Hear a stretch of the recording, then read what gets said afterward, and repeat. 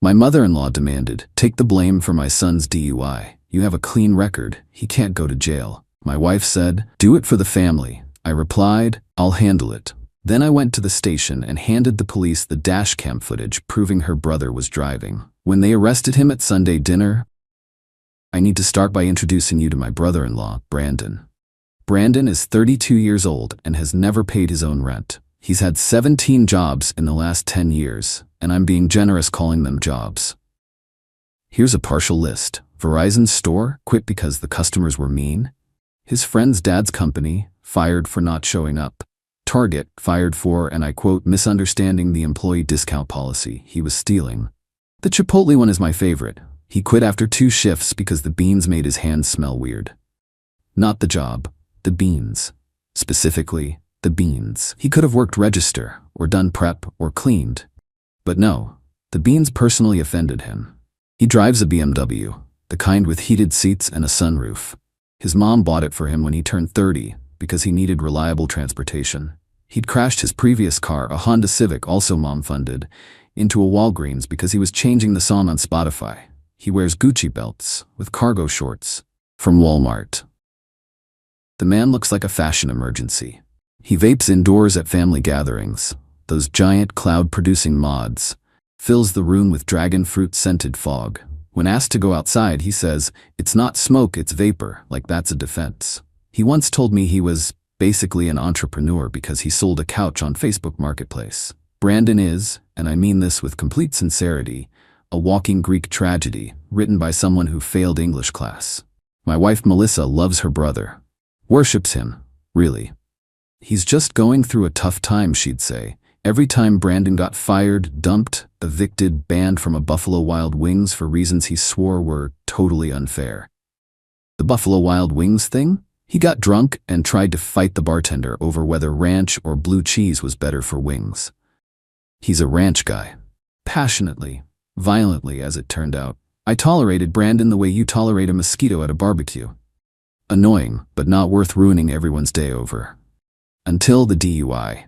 Saturday, 2 a.m., my phone rings. Melissa's mom, Carol. Brandon's in trouble. The police have him. I looked at the clock, looked at Melissa, who was already sitting up, phone pressed to her ear on her side of the bed.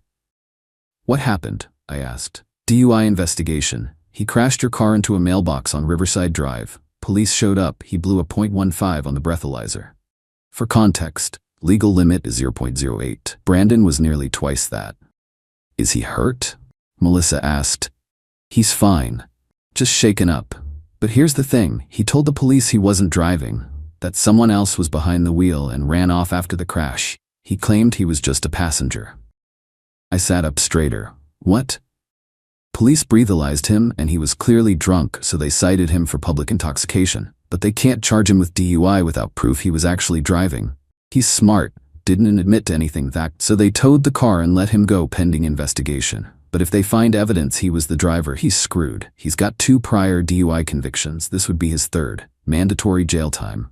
They let him go? They couldn't prove he was driving. He's smart, didn't admit anything. But if they figure out he was actually the driver, he's screwed. He's got 2 prior DUI convictions. This would be his 3rd. Mandatory jail time." This was news to me. 2 prior convictions? One in 2019, one in 2021. Both before you and Melissa got serious. We don't talk about it. Of course they don't. Where is he now? I picked him up from the station. He's sleeping it off at my place. We need to meet tomorrow morning. Family meeting. This is serious. We hung up. Melissa was already crying. "He could go to jail," she said. "He should go to jail if he was drunk driving." They don't know he was driving because he lied to the police. He was protecting himself. He was obstructing justice. Don't be like that. He needs support, not judgment. I didn't argue. It was 2 a.m., but I was thinking, this is the 3rd time this year Brandon's mistakes have turned into family emergencies. Saturday afternoon, I got a call from the tow company. My car was ready for pickup. $275 towing fee. I drove over, paid it, got my car back. Minor damage, crumpled front bumper, broken headlight. The mailbox had gotten the worst of it. As I drove home, I remembered. Dashcam.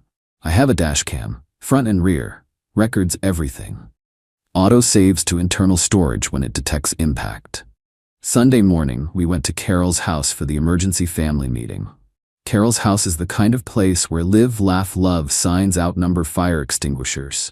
The kind of place where she offers you wine at 9 a.m. and gets offended if you say no. Brandon was on the couch, looking like a kicked puppy. Hungover. Pathetic.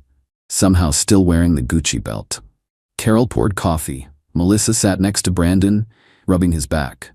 "Okay," Carol said, "we need to come up with a plan." "The plan is Brandon gets a lawyer, pleads guilty, and accepts the consequences," I said. Everyone looked at me like I'd suggested we sacrifice a goat. "That's not helpful," Carol said. "It's realistic. Brandon can't go to jail. He has job prospects, opportunities.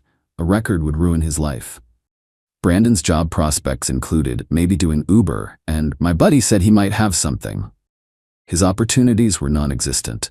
But sure, jail would ruin the thriving empire he'd built. "What do you want to do?" I asked.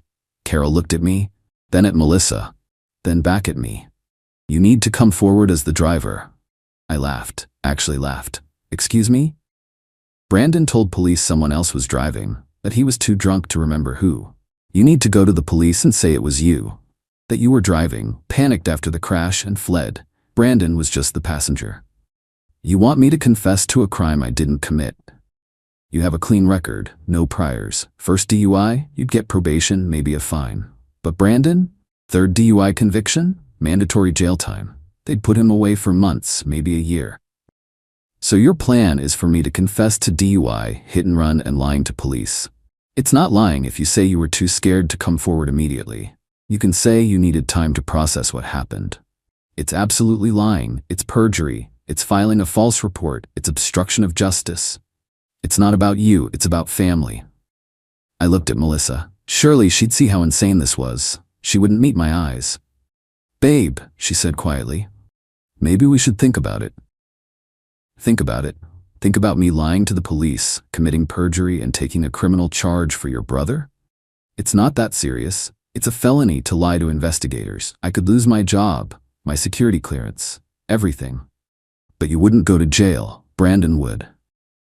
I stared at her, my wife, the woman I'd married 3 years ago, who was seriously suggesting I destroy my career to save her unemployed, drunk driving, cargo shorts wearing disaster of a brother. I said, "Please." Brandon spoke up. "Man to man, I'm begging you. I can't go to jail. I wouldn't survive. You should have thought about that before you drove drunk. It was a mistake." "You made that mistake twice before." Carol stood up. "This family helps each other.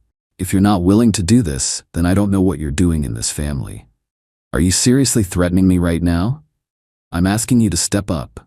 Be a man. Protect your family. By committing a crime. By being selfless for once." I looked around the room. Melissa, teary-eyed, pleading silently. Brandon, desperate and pathetic. Carol, self-righteous and demanding. And I realized they actually thought this was reasonable. They actually believed I should do this. "I'll handle it," I said. Relief washed over their faces. "Thank you," Carol said. "Thank you so much." "I need to make some calls," I said. "Figure out the legal side." "Of course.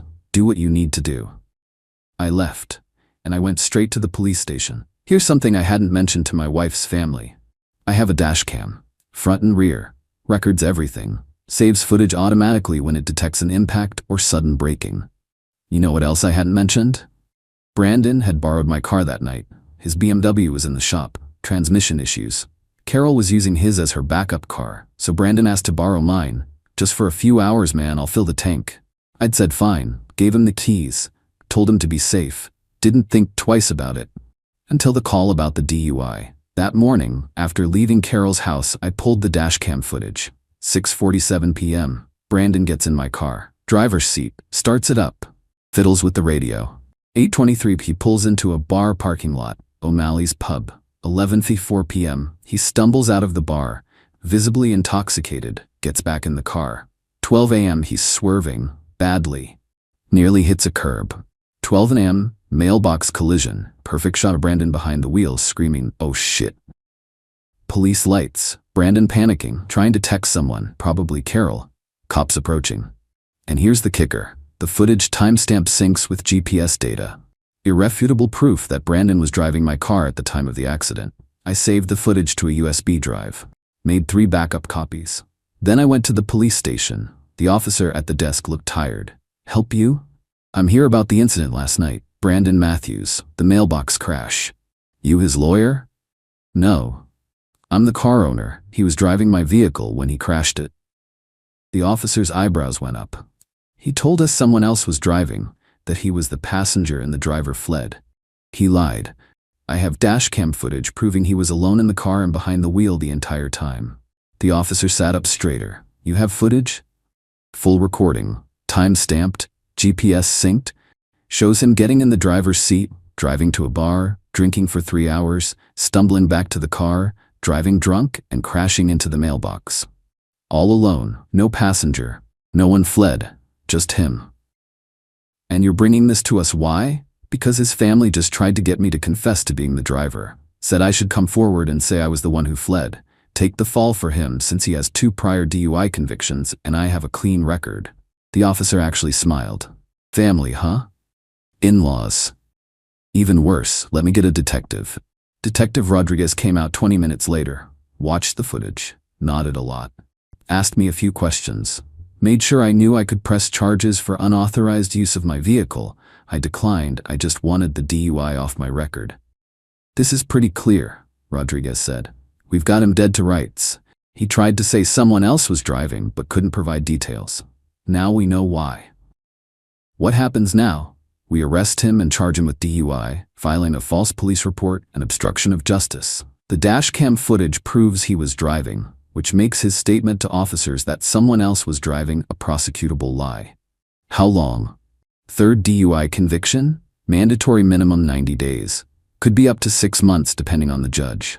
Plus 3 to 5 year license suspension, heavy fines, mandatory alcohol treatment, probation. When will you arrest him? We've got his address, probably Monday morning.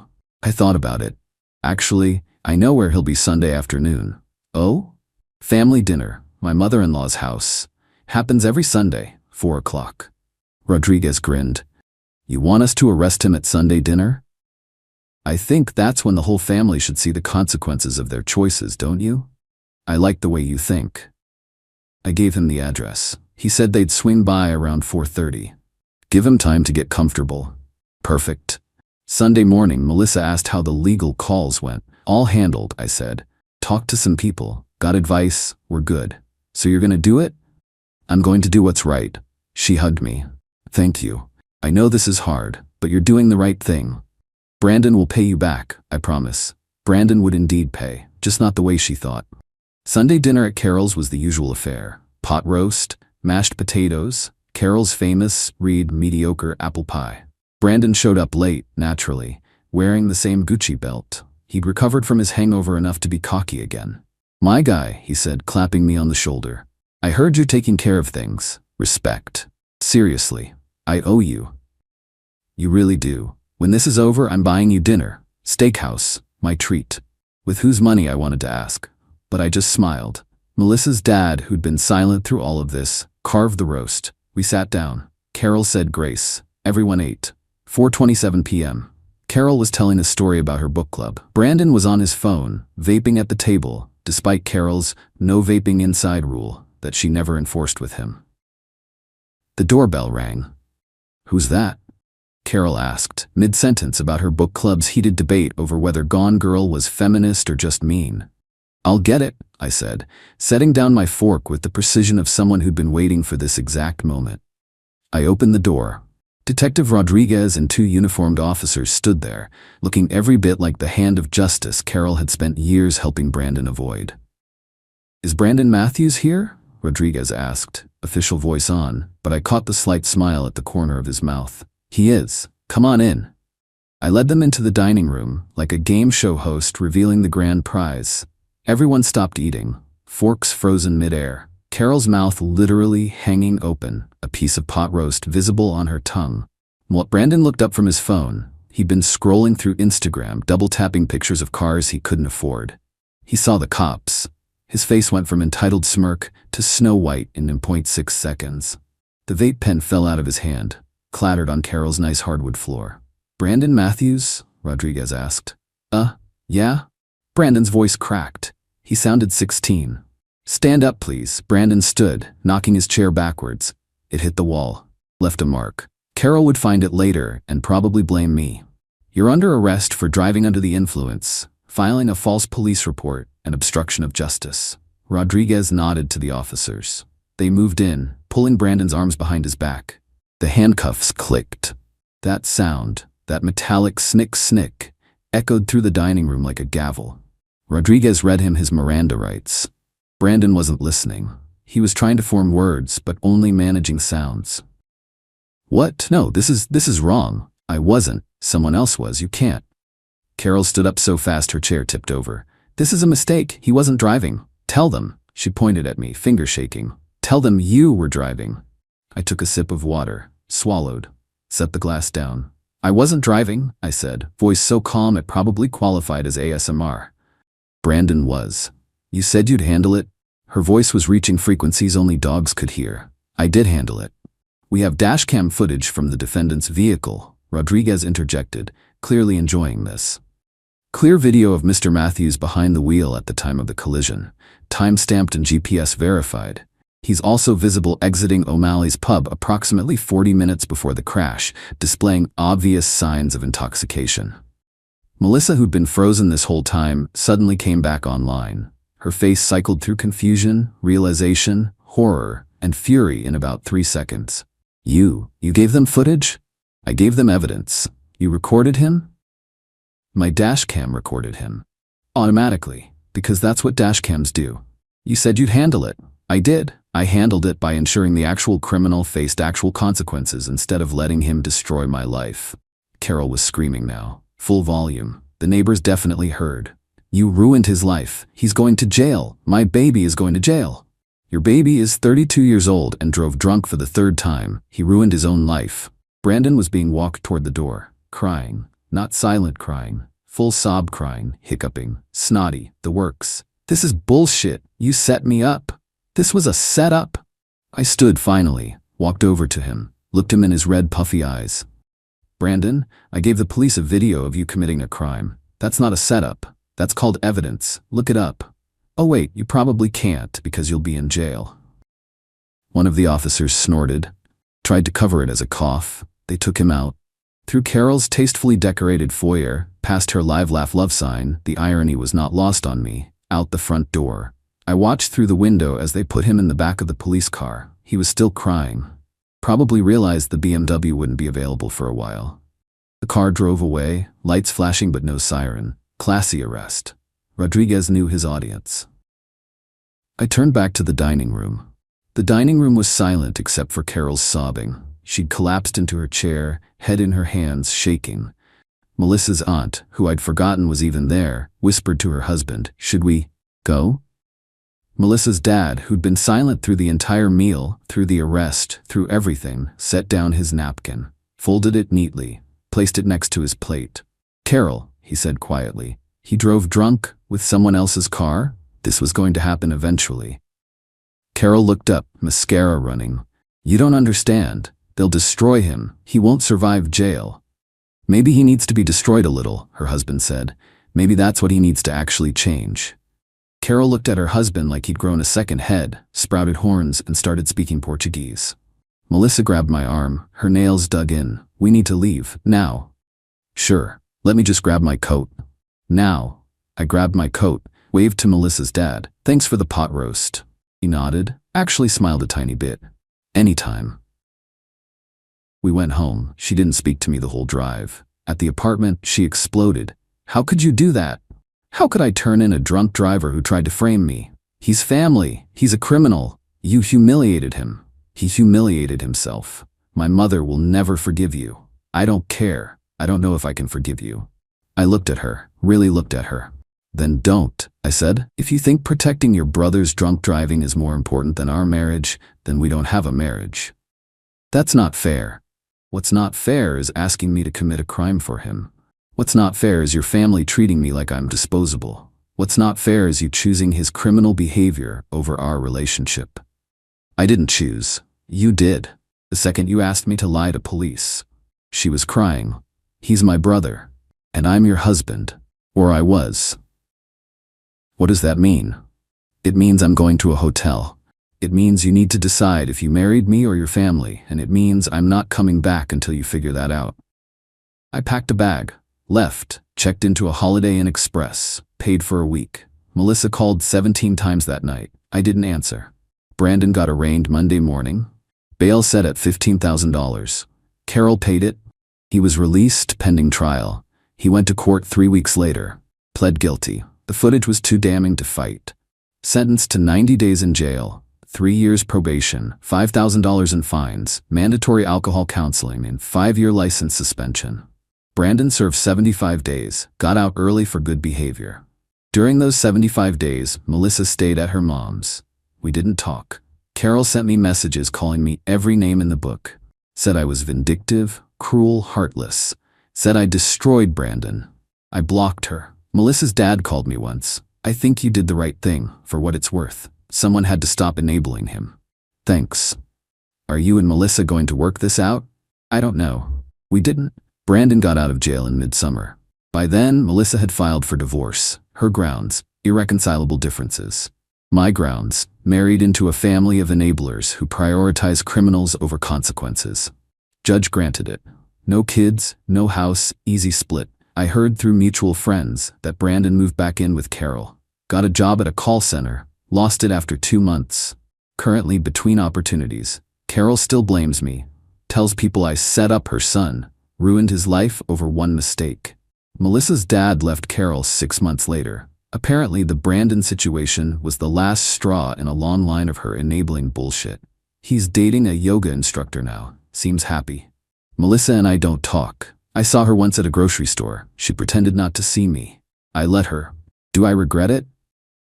Hell no. The way I see it, I did everyone a favor. Brandon learned consequences exist. Carol learned her enabling doesn't work when people have spines. Melissa learned, well, I don't know what Melissa learned. Hopefully something. And I learned that some families aren't worth marrying into. Could I have handled it differently? Sure. I could have quietly declined and let Brandon face his consequences without the dramatic Sunday dinner arrest. But where's the fun in that? The look on Carol's face when those cops walked in? Priceless. Brandon crying as they cuffed him? Chef's kiss. Melissa realizing I wasn't the doormat she thought I was? Pure satisfaction. Some people think I was cruel, that I should have given Brandon a chance, that I ruined Sunday dinner. To those people I say, Brandon ruined Sunday dinner when he decided to drive drunk and expect everyone else to clean up his mess. I just provided the entertainment. And honestly, best Sunday dinner I ever had at Carol's house. Pot roast was still mediocre though.